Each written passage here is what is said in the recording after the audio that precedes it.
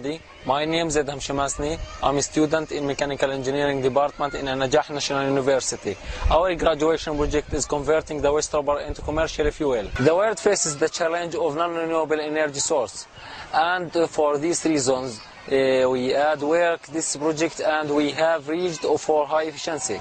So far, the world tried to turn waste tires into oil fuel as an energy source, but they didn't manage to achieve that level of efficiency we reached for.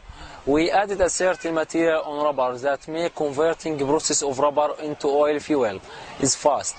Its operating cost is cheap, such that the temperature that we used is low compared with the previous experiment all around the world. The temperature used in a previous project all around the world is more than 500 Celsius and high pressure. But in our experimental, the temperature goes down 250 Celsius in atmospheric pressure. By controlling the amount of the certain material added to rubber, we managed to have control over the type of product that we can get oil, fuel, gases or black carbon. The picture presents piece of the system that we use. The first number is the thermostat to controlling the heat temperature. Number 2 is the controlling of the stirrer. Number 3 is the glass wall to isolate the system to preventing the condensation of gas before entering the condenser and fill down in the system. Number 4 is three-necked flask that the rubber is put in.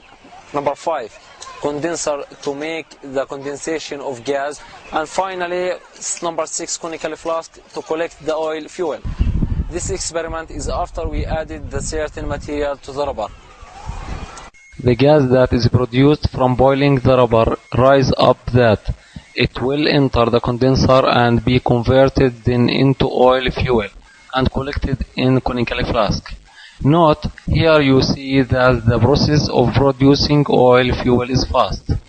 This experiment before we add material to the rubber. The experiment took a very long time to reach for the condensation level. Note that it took more than 2 hours and it didn't have no condensation. After this interval time, if the condensation starts, it will produce small amount of fuel oil.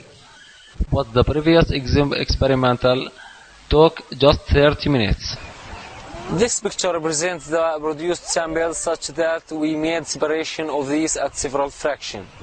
Note that the first samples that is separated at the first fraction is the purine.